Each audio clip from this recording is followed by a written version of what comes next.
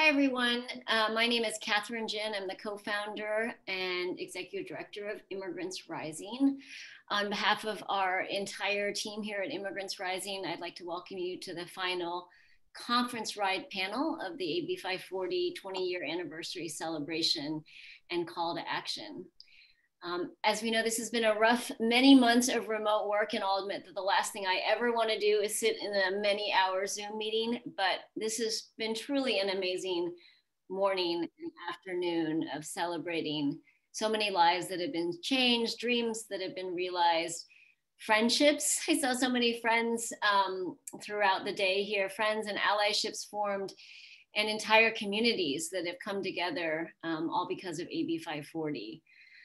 I want to take just a moment to say a few thank yous to all the people who made today possible. First and foremost, undocumented students, former students, and their allies who have always been at the forefront of this movement. Our statewide conference committee, I'm gonna put them in the chat right here. I can't read all of them by name, but I'll put them in there. My colleagues at Immigrants Rising, especially Nancy Jeditis and Madeline Villanueva, who made all today possible. And most importantly, you. We all have a part to play.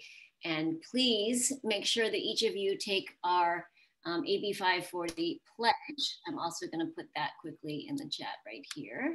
And there's the link to our AB 540 pledge that has been mentioned throughout the day.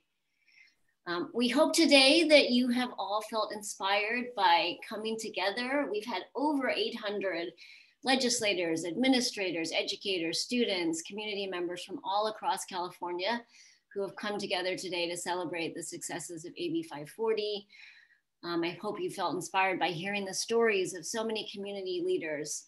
I don't use this term lightly, but really, truly our warriors, our sheroes, our heroes who have made AB 540 happen and who continue to ensure every day that undocumented students and their families know about and benefit from AB 540. We hope you've also enjoyed highlighting institutional support efforts and helping to create a statewide plan to reduce continuing barriers. In this final session coming up here called Building Bridges, Systemic Solutions to Support Undocumented Students, we're honored to have chancellors and presidents of all 4 California higher ed systems. This panel was developed in collaboration with the California Community College Chancellor's Office and is the kickoff event of the 5th annual Undocumented Student Action Week. In this panel, our esteemed presenters will be elevating systemic solutions that have been built out to date at each of our systems, as well as discussing their role, personal role, in ensuring that campuses meet the needs of undocumented students. So we're also thankful to each of you for being here and for your commitment to making sure that we not only have support for undocumented students, but that we continue to lead the nation by transforming our systems and building our systems so that they are for undocumented students and so that our entire state can thrive. Before we get into the panel, I have the honor of introducing a dear friend of mine, Maritza Quiros. Many of you were part of our opening session this morning, and you already had the opportunity to hear from Maritza. And I knew from reading the comments in the chat in this morning's opening that you all wanted to hear more. So I have known Maritza since September of 2015, when she reached out to me and several of my colleagues at Immigrants Rising for support. At the time, Maritza was living in Long Beach, and she was commuting 4 hours per day to work and struggling to figure out how to transfer to a 4-year university as an undocumented student who did not qualify for in-state tuition. Initially, Maritza was a participant in our Immigrants for Inclusion and Change group, a support group for undocumented students left out of state and federal policies benefiting other undocumented students, policies like Daca and AB 540. And even though Maritza was the only member of the group who lived outside the Bay Area and could not attend meetings in person, she quickly became one of our group's most engaged members. She would take short lunch breaks from work at a printing press, and she would sneak out of her office with her notebook and her phone, and she would email the group ideas for new group activities. A few months later, Maritza took an overnight bus to attend our holiday party, and ever since then, she's been a vital member of our whole team. So thank you, Maritza, for joining us today and for helping us set the tone for this closing panel. Thank you so much, Kathy. Hello, everyone. Again, to some of you. I'm really happy to be here. So I'm just gonna dive right into it. Again, my name is Maritza. My pronouns are she, they. I was born and raised in Mexico, and at the age of 17, I moved to Los Angeles with my parents. I enrolled in ESL and GED courses, eventually earning my high school diploma. I knew that the next step in my life was to go to college. I really love being in spaces that expand my learning, but nobody prepares you for the complex journey of navigating higher ed as an undocumented student. Over the course of 15 years, I attended several community colleges, LA City College, LA Trade Tech, West Los Angeles College, and lastly, Berkeley City College. I didn't have a main contact to guide me through the process of transferring, mainly because I felt too overwhelmed to speak to a counselor. And I didn't know if it was safe to share my status. I just really wish that at the time, the support had been more visible and the resources more available. After earning enough credits to transfer, I applied to several UCs and got accepted. In fact, I applied 2 years in a row, but I had to forego my admission each time because non-resident tuition was more than I could afford. But I am determined, and I ended up with an amazing support system who encouraged me to go through a third round of applications. I found out about SB 68, which expanded AB 540 eligibility for eligible undocumented students. And in 2018, I transferred to UC Berkeley, and I graduated last year with a bachelor's in American Studies. I am now pursuing a master's in science in learning, design, and technology at Stanford. And that is the power of policies like AB 540 and SB 68. I mean, it took me 15 years to transfer, and 3 years later, I'm enrolled in graduate school. It feels kind of unreal. Community college was a home for me for many years. It was a place that I kept coming back to. And it reminded me that no matter where you start or how old you are, you can still learn and move ahead. And my story is not unique. There are many more students like me. And but I'm here because I believe that no one should ever have to try 3 times to go to college, and nobody should ever have to wait 15 years to do it. So thank you for listening to my story today. I invite you to think about ways to continue supporting undocumented students. Think about ways to empower them and to support them in taking the next steps in their education. There are so many brilliant minds out there, and they just need information and resources. I am happy to hear you will be hearing from system leaders today and the role that they play in creating these opportunities for students like me. Thank you so much. Thank you so much, Maritza. I just got a text from Linda telling me I have to keep it brief. So I had a lot I wanted to say about Linda, but I'm just going to read 2 sentences. Linda Vasquez is the Assistant Vice Chancellor of State and Federal Relations for the California Community Colleges. She is passionate about community college advocacy and dismantling structural barriers to student success. And she is the reason why we're all here in this panel together today. Thank you so much, Linda. Thank you, Kathy. You outed me. It's a pleasure to be with you all today. Good afternoon, buenas tardes. Please join me in a virtual round of applause for Maritza Quiroz and their bravery in telling us how we can be better allies. My name is Linda Vasquez, and as mentioned, I am the Assistant Vice Chancellor of State and Federal Relations for the California Community College Chancellor's Office. It's a real honor for me to be moderating this panel today about supporting undocumented students, and let me tell you why. I was born in Aguascalientes, Mexico, and only in this country can you go from being an undocumented immigrant to now shaping student success policies for the largest system of higher education in the nation. I'm a proud CSU graduate, and currently pursuing my doctorate at USC. I'm still young President Drake, so who knows what degree I'll pursue at UC one day. Before I invite our esteemed guest to the Zoom screen, let's go over some policy fundamentals. And thank you, Kathy, for going over that in your opening remarks. For those who attended the AB 540 conference earlier today, you'd likely pass a pop quiz if I sprung it on you right now. So what is AB 540 and why are we here today? I could probably forego all of my remarks now, given what Maritza has shared. You know, AB 5, and I will spend an unfair amount of time on these policies because they're so monumental. But AB 540, signed by the late Marco Firebaugh in 2001, grants an exemption from non-resident tuition for eligible non-resident students who attended high school in California for 3 or more years and received a high school diploma or the equivalent of a high school diploma. But we know that our colleges serve students from all walks of life, not just those who attended a California high school. So we knew that we needed to update a policy to expand access. So SB 68, signed by then Senator Lara, amended Ed Code and significantly expanded eligibility for AB 540 by adding 2 things. One, it amended attendance requirements to allow attendance or credits earned at any California high school, a California adult school, community colleges, or a combination of those 3 to count towards the 3-year requirement.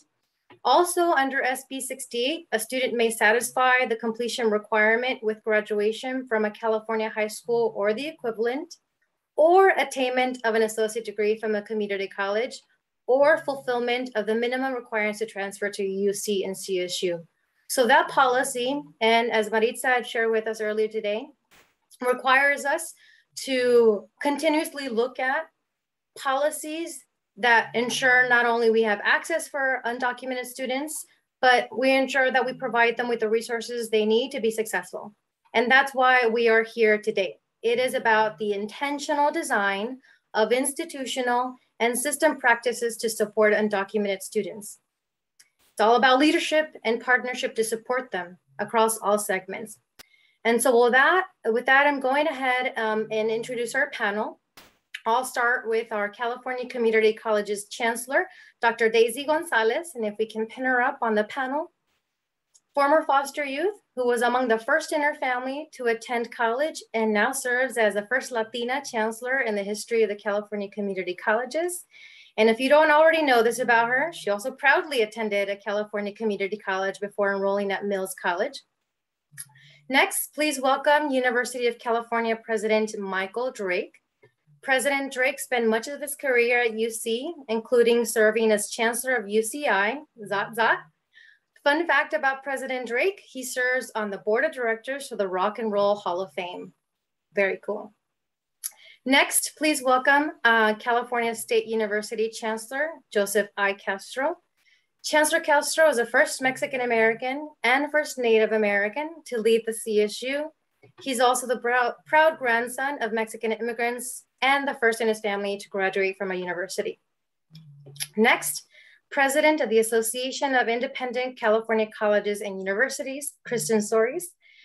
Kristen has an extensive background in higher education policy, administration, and government advocacy. And before coming to AICCU, she spent nearly 25 years at the University of Southern California. Fight on. All right, so we'll dive right in. I know we don't have a lot of time. We can easily spend hours with our esteemed guest today. Last week, you know, as mentioned, we celebrated the 20th anniversary of AB 540, 20 years of policy reform and changing lives.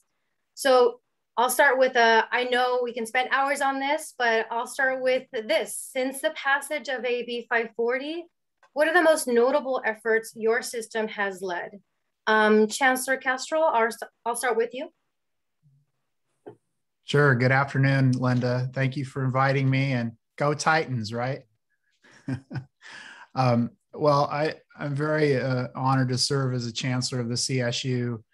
we've had a long-standing commitment to undocumented students. And as you mentioned, when you introduced me, I'm the grandson of a dreamer who came as a child, and I would not be chancellor without him and my grandmother. So that's kind of where I begin when I think about undocumented students. And I was a president of one of our campuses at Fresno before I was chancellor, and we opened a dream center early on before many campuses had done that. So, now fast forward, almost all of our 23 campuses have dream centers. We have robust support, financial support, housing, food. We've advocated strongly at the federal level for inclusion of Daca students in the Pell Grant. These are all things that have happened since AB 540. And I said this earlier before we went live, but Marco Firebaugh was a friend of mine, a student, a classmate at Berkeley. And I remember how talented he was and how passionate he was about undocumented students. And I just want to say thank you to him for being such a strong leader and inspiring our systems to do even better in supporting undocumented students. Thank you for sharing that, Chancellor Castro. And what a legacy, and the shoes that we must fill, right? That he has left for us. President Drake, I'll go to you next. Well, thanks. Nice to see everyone. And actually, thanks, Chancellor Castro, for mentioning Assemblyman Firebaugh, who I had a chance to work with back in the day, actually, and actually had dinner with his mother at UC Irvine a few years ago when we were honoring him, and still think about the work that we did together. Life taken from us far too soon, but a legacy that continues today. And just things that I want to mention, I guess, there's AB 540 that we are speaking of, SB 68. The UC also was the lead plaintiff in the Supreme Court case that ruled against the prior administration's efforts to dismantle Daca. This is an effort that we really care about a lot. I'll actually talk a little bit personally. I spent most of my time at University of California, but was in the Midwest for during much of the last decade. And they're actually pushed forward very actively for federal legislation on Daca to do what we could to try to really get our entire country's approach to the undocumented into something that makes sense. And I'll say it was different there in a Republican dominated state. There was a different set of arguments that one had to come, very, very different arguments than there are in California. But I'll say there was resonance broadly about the importance of creating opportunity for talented, dedicated, focused people to be able to educate themselves in ways that allows them to contribute back to our society and push things forward. So I think broadly on this issue, this is a very important issue that in ways that many of the things that we talk about in the political landscape today don't transcend points of view. Although there are some polarizing opinions, there's an opportunity to really continue to push forward, because I think we can all see the value of higher education, and particularly of providing higher education to the broadest array of citizens within our communities. Since 2001, we've continued to expand resources and support for our undocumented students. Our financial aid offices work with undocumented students to ensure that they take advantage of the resources that are available to them, including UC grants and scholarships, and Cal grants and scholarships, and then also private grants and scholarships, things that we've really worked hard to raise. We have about 5,000 undocumented undergraduate and graduate students across our campuses, and provide about $100 million in aid across that landscape. So there really is a commitment to the students and to their success. And I say a couple other things that my time I know will be up, but we have a system-wide initiative to strengthen programs and services, including financial aid support, that really runs across our systems. And in 2015, we established our system-wide UC Immigrant Legal Services Center, which provides free immigrant-related legal services for undocumented and immigrant students system-wide. And it is now actually permanently funded in the state budget. It was an ongoing initiative now that got permanent funding. And then, much like Chancellor Castro was saying, each of our campuses now has dedicated offices and staff to help work with undocumented students and to help them find academic and financial and legal and health and social support, both on and off campus. So let me just leave it at that, but say that this is a broad and important area of policy for us, and we are happy to do the best we can to work with our partners and to occupy a leadership position across the country. Thank you, President Drake, and thank you and the UC system for leading the way and upholding DACA. All right, Chancellor Gonzales, I'll go to you next. Any of the most notable efforts that you're most proud of? In standard time, right? Good afternoon, everyone. It's so great to be here with our cross intersegmental partners with Kristen, Dr. Castro, Dr. Drake. So thank you, first of all, for just making this a priority and joining us for this Monday. I think most notable is probably our urgent action while still remaining focused on the long-term solution, right? And that is a stable solution for all of our undocumented students across the country while we're taking urgent action. And we're very proud that California's community colleges is celebrating its fifth Undocumented Action Week. What is very important is we have a very supportive board of governors who have been leading this work, as well as our student senate. And I have to give a shout out to Kathy and Immigrants Rising, because I remember SB 68. If you look at the analysis, I wrote the analysis when I was still a legislative staffer, and they were critical. So in terms of what is notable, the momentum of continuing to empower students. And then of course, the support that we provide as segments is critical. The other big pieces I think that I just want to highlight are really systemic-wide advocacy, both state and federal, not just in pieces of legislation, but really through this pandemic. When we think about any student population that has been living under uncertainty and crisis, those are our undocumented students. And during this pandemic, we have all worked together to ensure that they are not excluded from the CARES Act. Certainly California's community colleges and our student senate leaders did that. And then I think the last piece of it is we're very grateful to Assemblymember Rubio for her leadership of undocumented resource centers. We now have 50, and I want to congratulate 2 of our newest colleges who are opening centers today, Reedley College and College of the Canyons. And I'll stop there to give some more time to Kristen. Thank you so much, Chancellor Castro. President Soares? There we go. Good afternoon. So great to see everyone. Thank you so much for bringing us together today. I just was reflecting on Marco Firebaugh earlier with Chancellor Castro, and I remember 20 years ago when he introduced this legislation, and at that time and in that moment, this was not an easy thing to accomplish. So he was a remarkable leader, and he really set the momentum going forward. And so AB 540 was the turning point, and it didn't impact independent institutions as it did our public counterparts, in that our tuition is the same for non-resident and residents. But we absolutely supported what he was doing. We absolutely supported giving more security to undocumented students. So as President Drake said, aspiring students who contribute to our great state. And so it was a moment in time for us as a set of institutions to really think about our financial aid policies. So what has changed since when this passed is our intentional financial aid for undocumented students, providing them the support and services that they need in order to be successful. And not just the students themselves, but their parents and the family and communities that that are around our undocumented students. So the support services amongst our 85 institutions, it goes from financial aid to learning support services to working with them in housing.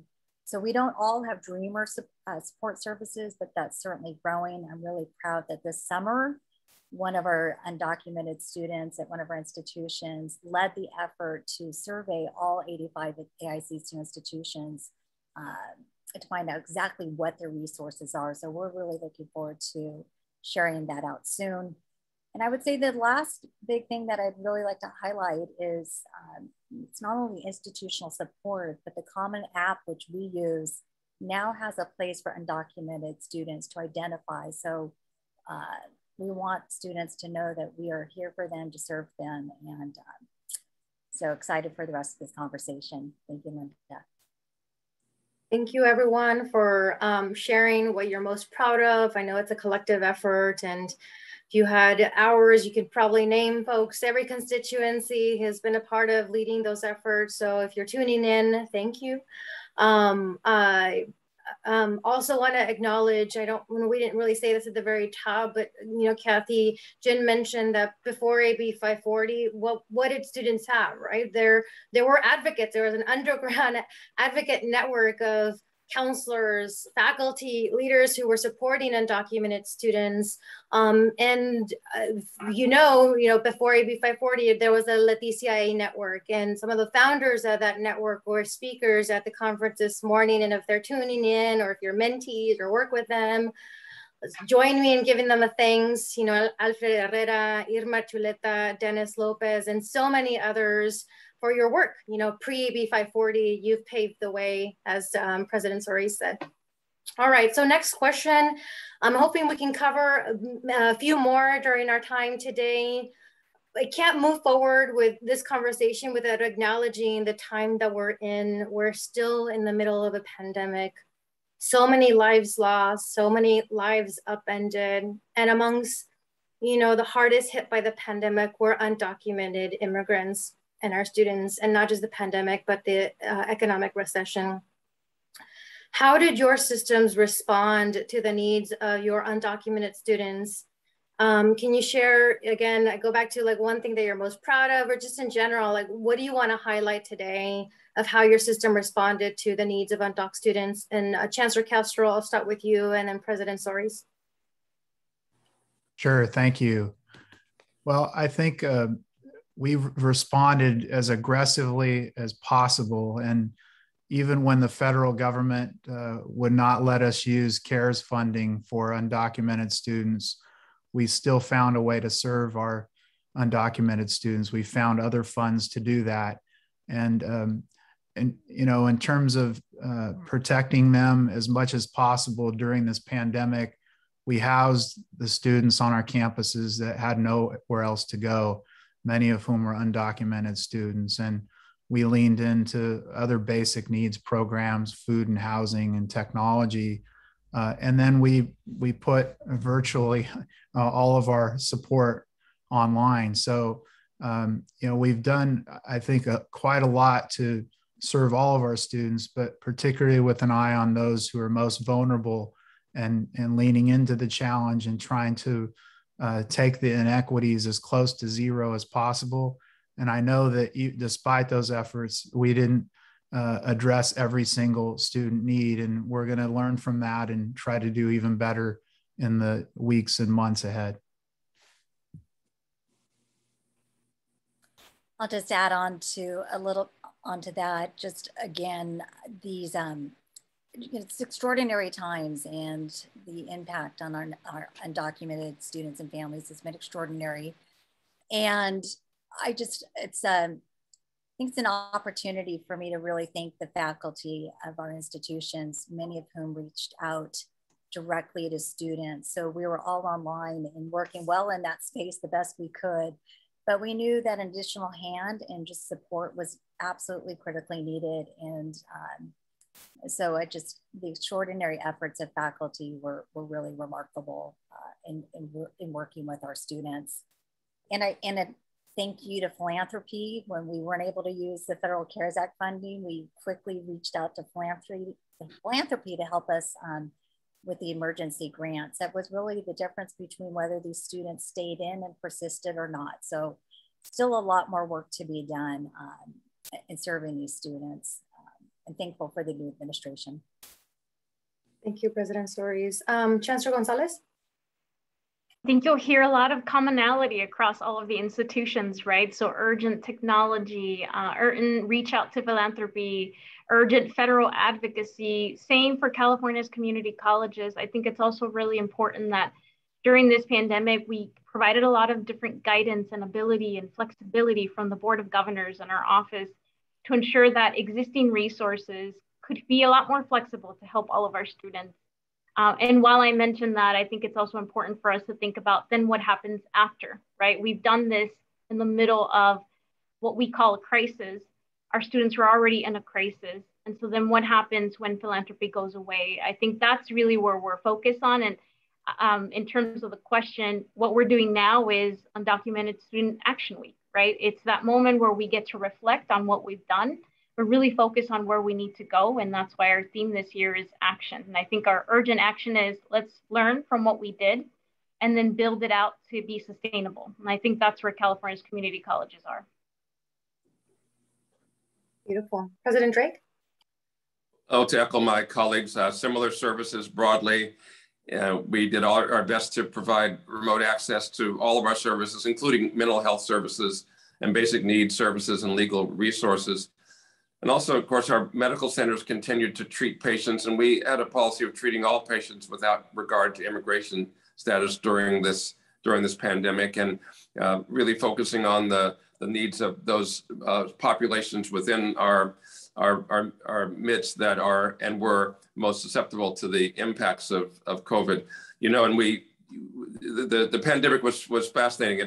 It affected people in all stations in life. As we saw today, Secretary Powell died today and of COVID complications. So it really didn't stop at the human barrier of where you were, but we saw within that the effects on communities of color, and in this case, we're speaking today about undocumented students. Those categories bore the greatest burden. We noted in California that that population most likely to be affected and die from COVID was the Native American population. So it really did look to see who the virus looked to see who had the best protections against disease, and it went to those places where people were most vulnerable. And it's still with us today and reflects things that happen in our society broadly. And I think we have to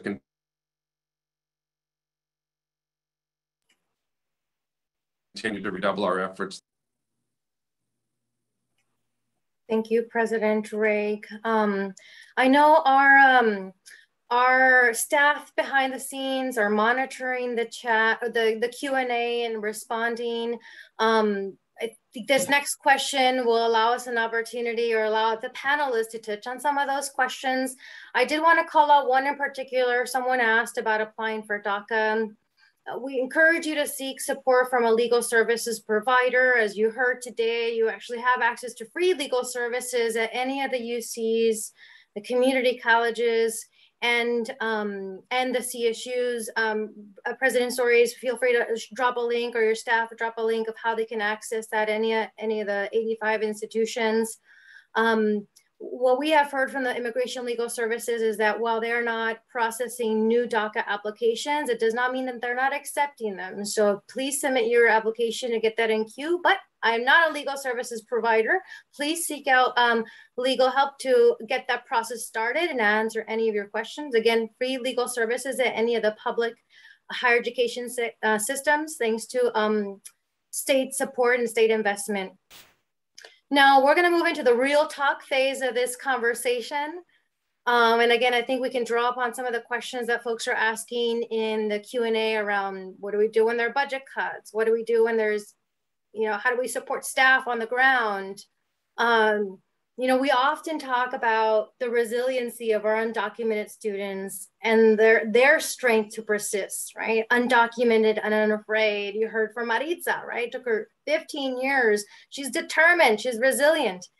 Despite the many challenges that they face or curveballs they're thrown, we need the same mindset when we're thinking about institutional strength and the way that we support students. So talk to us about how you as system leaders are creating the conditions for your system and its campuses to be resilient and responding to the changing needs of our undocumented students. And so Chancellor Gonzales, I'll start with you, and then President Drake. Well, very excited to be joined by all of our system leaders, because I think you have an incredible moment where you have leaders that understand that it's not just about creating boutique programs that can serve only a limited number of students, but really an entire redesign. So I'll say that up front, for California's community colleges, that redesign and being student-centered is really the vision for success and how we create resilient institutions. So I saw a question in the Q&A around how do you support staff and faculty.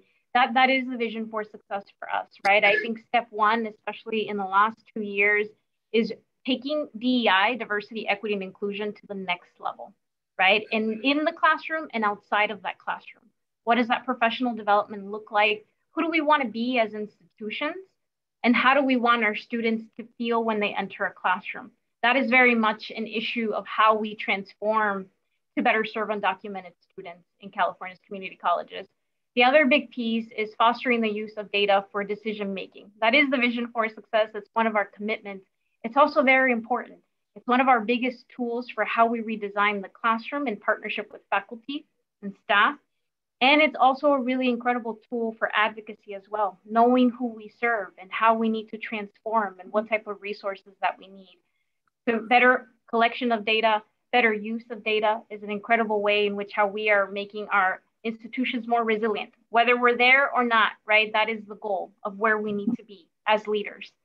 And then I think the last piece that I want to mention is really, as we think about redesigning, it's really about empowering the student voice. And so very grateful to be here with all of you as we're thinking about what our students actually need. The number one thing of how we build resilient institutions is by empowering the student voice. So listening, learning, and empowering their voice to tell us how they need to be better served. And I don't just mean, designing a whole new program. What I mean is the intentional redesign of how we integrate the student voice into everything that we do from governance. And that's what we're doing at California's community colleges. Great, I think I'm following, and I appreciate again Chancellor Gonzales's comments and things that we all are trying to do. We have to, as a public institution, the university needs to be creative and strategic in the way we use our resources to maximize support for our students, and particularly those who face urgent financial and legal challenges. A couple of things that we've done, we provide comprehensive financial aid packages and support broadly for eligible students, and we try to package those things together with available state resources and kind of package state and university resources together to have a whole package in support of our students. We have also been working hard to lift up the voices and stories of our undocumented students in our advocacy campaigns, and we've had undocumented students serve as regents. I've had one who was one of my student body presidents and worked together, and it's great to see students fight the long battle to be admitted, but then once on campus, not only take care of themselves, but also rise to be leaders on campus. I've had the valedictorian give a wonderful story of her fight through the campus there to be the one speaking on behalf of our entire student body at graduation. So it's been a very important thing for us to be able to lift up voices. Another thing that we all do, I think, and this is very important, is that we support research that examines the lived experience of the undocumented students, those things that are important to them, those things that have worked for them, the real stories that form the bedrock of the foundation of our support. And then finally, we, in this information age, use campus websites that are central hubs for resources and information. We know those are actively used, and actually maintained actually students help us in creating those and making sure that they're up to date and have connections to the services that are most important. And yes, I'll just stop there, but all of these are important things. Thank you, President Drake. Chancellor Castro? Yes, thank you. Well, I think I'd like to begin by thanking all of the staff who work with our undocumented students. They really do everything they can to support our students. I was fortunate to work with Gabby Encinas at Fresno State, and she was a wonderful resource there. And I think she's on today. So I wanted to say thank you to her and to all of the staff who do this work day in and day out.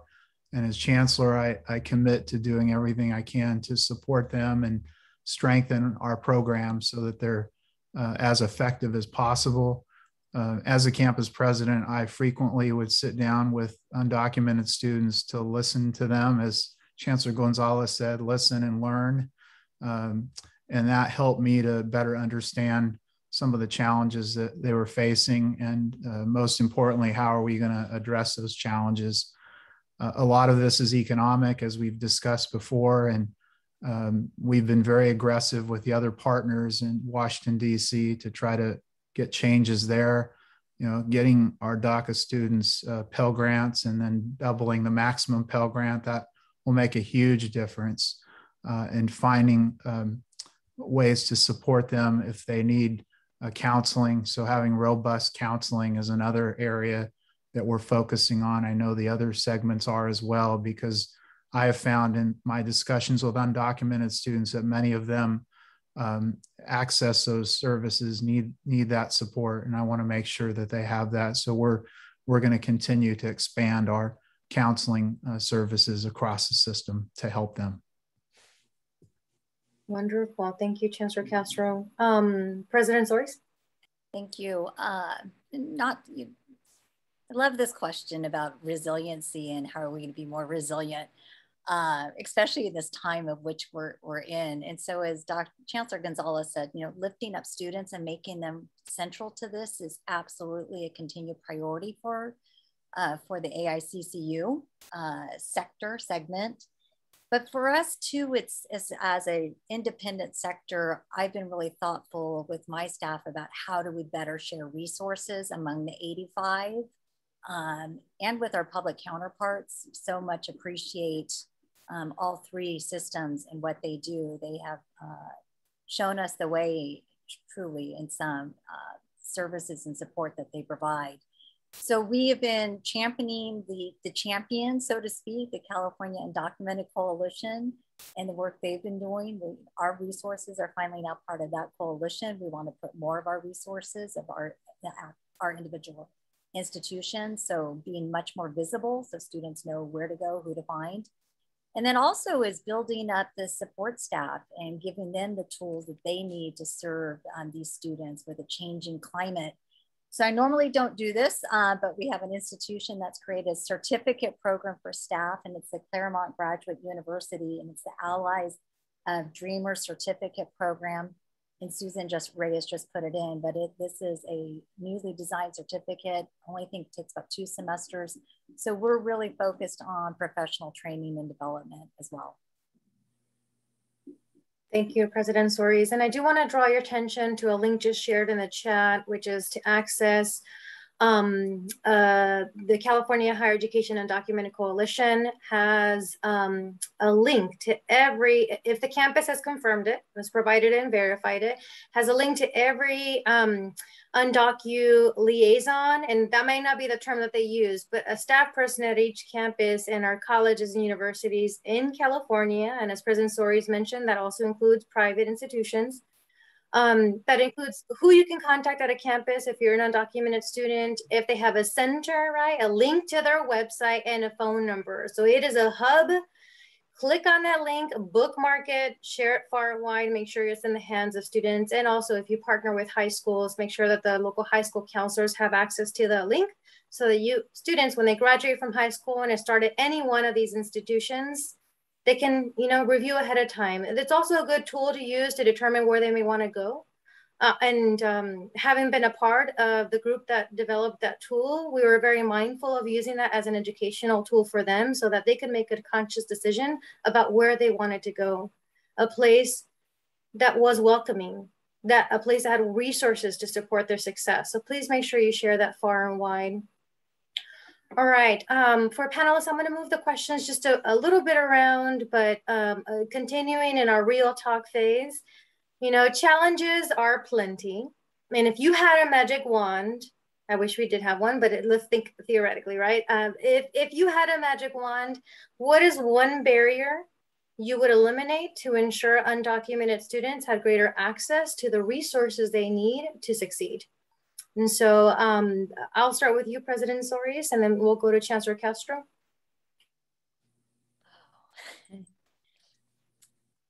A magic wand. I wish for one every day.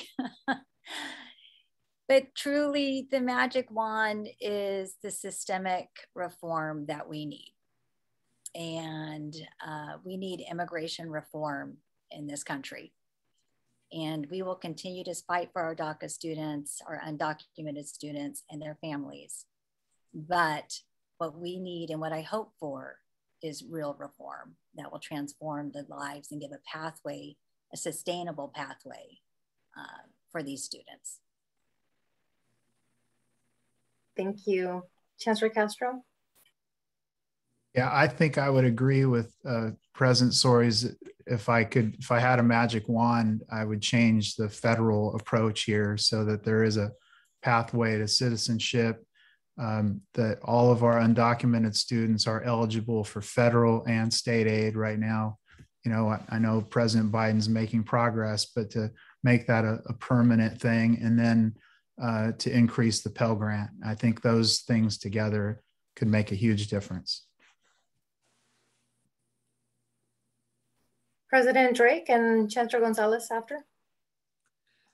You know, I would take the answer 2 ways. I mean, I would use my magic wand, maybe even bigger, and say that I'd love for people to be judged on the content of their character rather than the color of their skin. I mean, across our world, all of the restrictions and barriers that we see in so many ways that affect so many of our fellow citizens and suck so much energy out of our lives and time and are so unnecessary. I'd love to, so that's what I'd use my magic wand for if I had one. Let me say, in maybe a big stick, rather than a magic wand, is I'd agree exactly with my colleagues that this is actually something that is doable, and that is federal policy that is changed to be more welcoming and supporting of our Daca and AB 540 students. And so I think we're all really committed to trying to make that thing happen and to working together for it. Well, hands down, of course, a real pathway to citizenship, but I always think in threes. So I would first make sure that I could have 3 wishes or things that come true. Pathway to citizenship would be the first. The second right now would be more time for President Biden to make sure that America's College Promise would pass. And then here in California, while we are all very lucky to be in California, the real work continues to reform Cal Grant reform so that our students can be treated with dignity and not based on whether they have the right papers or not. And I think that is the work, at least for us, that will be top priority in the next year. Chancellor Gonzales did what I would have done, is immediately ask for more wishes if I had a magic wand or more magic wands. But you know, President Drake, you said what I was gonna share to culminate this question is, even if we didn't have a magic wand, right? We have our own spheres of influence. You as system leaders, me in government relations, faculty in their role, staff on campus, students, right? This is our magic wand, right? Leveraging the role that we play to influence policy change. And sometimes those policy changes means, how do you change institutional culture, right? And all of that is possible. Not easy, but it is possible. And that's why we're entrusted to do what we do. And so I really want to thank you for your honesty and on indulging me in that question. So we're almost near the end. I did want to acknowledge that I know there are likely a lot of questions in the chat. We won't be able to get to all of them.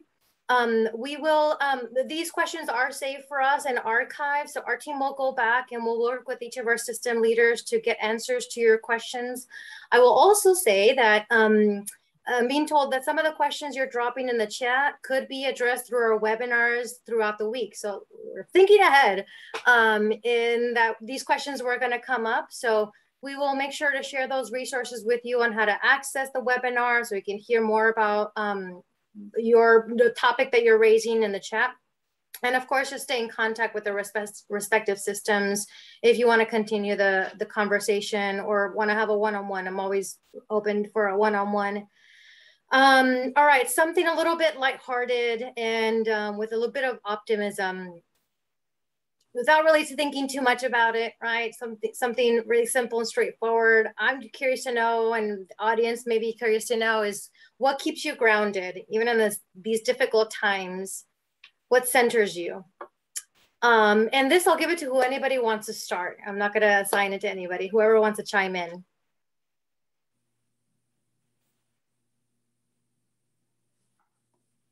Not all at once. Dr. Drake will go first. I was going to have you go first, Chancellor Gonzales, but I do what I'm told, and I'll be happy to follow. We spend a lot of time together, all of us, and so we have we don't know whose turn it is. A couple things keep me grounded. I had a couple of events over the last 10 days where I was back on campus. And one where I had met with the normal things I would have done on campus for the 15 years I was a campus leader, where I met with groups of students, groups of staff, groups of faculty to talk about the work that they were doing. I happened to be campus, the alma mater of a couple of our guests, but I was in Berkeley, and it was just great to be on campus and see that energy and the power and think about the effect and the thousands and thousands of lives that the institution has affected going forward.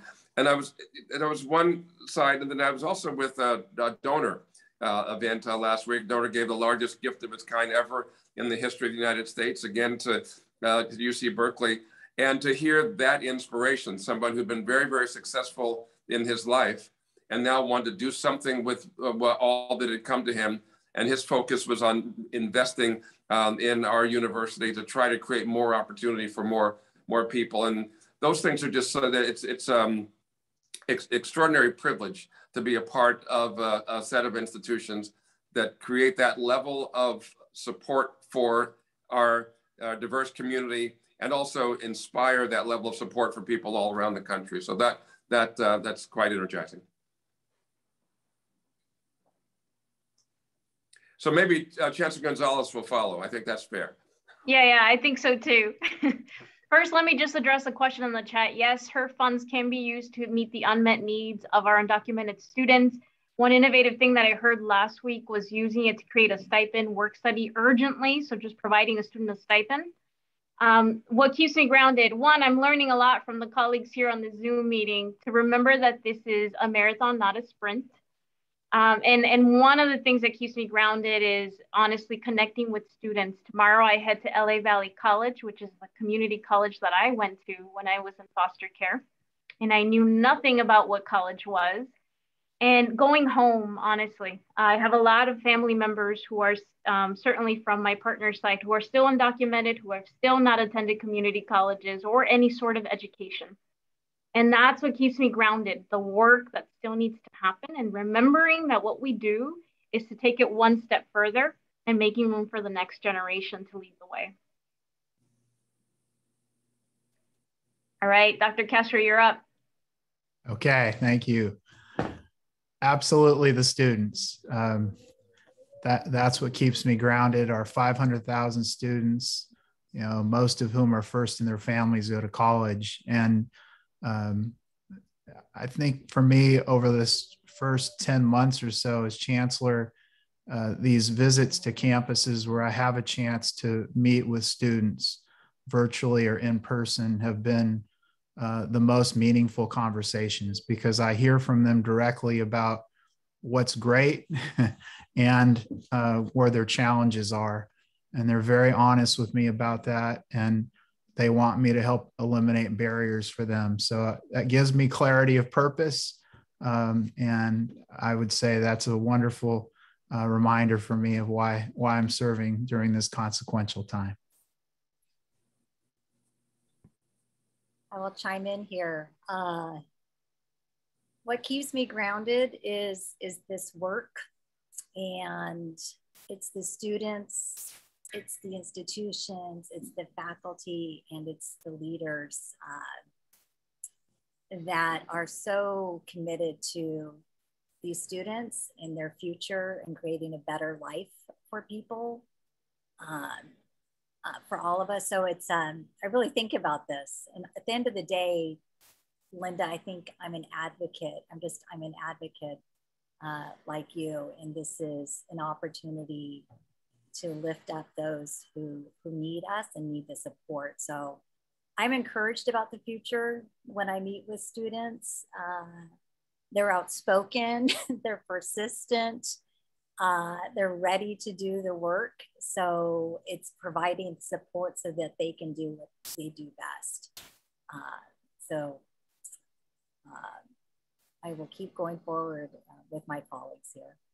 Beautifully said. And I think something that I picked up on all of your remarks is that this work requires us to turn the mirror back on ourselves, right? We talk about the persistence and the resiliency of our undocumented students as if it's something that we can claim. We cannot. That's their struggle, their journey. But we think about the role that we play. You as segment leaders, institutional leaders, me as an advocate. Yes, you know, Kristen, I see myself as an advocate to continue supporting our undocumented students and their success. All right, so we're gonna close this out rapid fire because I know we're over time and I'm likely getting pinged by our team. We covered a lot of ground today. And we talked about policy wins, we addressed challenges that remain, and shared our optimism for the work ahead. And for those that attended the Immigrants Rising conference today, you heard a common theme: action. And that's the theme of our own Undocumented Student Action Week. You can't probably see it above me, but that's the theme for a week: change in action. And I heard it from all of you today. It's not just about statements, it is about action.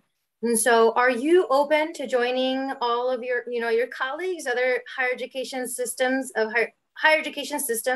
in a collaborative effort to continue the discussion on how to, implement AB 540, SB 68, any other policies more intentionally to support undocumented students? All right, I got a thumbs up, I got a yes. So the conversation continues. There you have it, you heard here. I think it was inherent, and I know all of you, inherent in your commitment to support undocumented students, but to all of our panelists. And of course, thank you to Immigrants Rising for hosting the conference today. You have their commitment to continuing the discussion. It's more than just statements, more than just lines in the sand, it's actions. And so that work will continue, and we look forward to continuing to be in partnership with you to provide not only access to higher education for undocumented students, but resources to help them succeed. So I'm going to kick it over to my colleague in a moment, but everyone who's in our audience, join me in a virtual applause to our panelists today. Thank you for sharing your expertise, your leadership, and your wisdom with us today. All right. Well, with that, I know we will unpin our panelists, and let me introduce Vice Chancellor of Government Relations, David O'Brien, to close us out. Vice Chancellor O'Brien. Thank you so much, Linda, and what an inspiring panel of leaders we have been joined by today. My name is David O'Brien. I have the privilege of serving as Vice Chancellor for Government Relations for the California Community Colleges. But we heard today from across higher education a commitment to support our undocumented students, a commitment to keep moving this work forward. So let's talk about what that looks like. Let's make sure to thank our partners, Immigrants Rising. We were able, it was such great timing that the 5th annual Undocumented Student Action Week for the California Community Colleges coincided with the tail end of Immigrants Rising's incredible conference celebrating the 20th anniversary of AB 540. I know we got some slides we're going to pull up in a second here to make sure that we appropriately thank all of our partners. So this officially kicks off 5th Annual Undocumented Student Action Week. Thank you for being here. Thank you to President Drake, President Soares, Chancellor Castro, and my boss, Chancellor Gonzales, for joining this incredible panel, and Assistant Vice Chancellor Linda Vasquez for moderating. Again, big thanks to Immigrants Rising. A huge thanks to Maritza, our student, for sharing her story at the beginning and reminding us of all of our why we do this. We're here for our students. All right, on the next slide, I want to just remind everybody of tomorrow's webinar. Undocumented Student Action Week is a series of daily webinars. We hope you'll all join us. Bring your lunch and be prepared to take notes on how to take action. Tomorrow, Tuesday, we will be joined by, as well as a couple of my colleagues here at the Chancellor's Office, colleagues at Cosumnes River College and Long Beach City College. So we want to thank them so much for participating. Please make sure you grab that link and register. We'll also drop it in the chat. And to close us out on the first day of our very exciting week of action, I want to turn it over to one of our board members who also happens to be a student herself, Yulia Tarasova. Take it away, board member Tarasova. Thank you, Vice Chancellor O'Brien. As an immigrant myself and an English second language program graduate, it was my honor to be here with you today, commemorating 20 years of the AB 540, legislation that changed lives for millions of students. In addition to hosting webinars every single day featuring special guests from campuses up and down the state, I would also like to acknowledge that our campuses are doing their own events, hosting those critical conversations about how they are going to support undocumented students. Here on this slide, you have just a snapshot of a handful of college events out of many, many others that are taking place this week. And we would like to thank all of the campuses who are hosting those events. So I encourage you to check in with your local campus to see how they are celebrating the Undocumented Student Action Week and get in touch with your local leaders to continue elevating the critical conversation on how our systems can do better in supporting the undocumented students. Once again, as from the student perspective, I would like to thank all the panelists, speakers, and attendees for joining us today for this webinar and engaging in brutally honest conversations around how can we ensure that every single student has the opportunity and support systems to turn their American dream into reality. Thank you.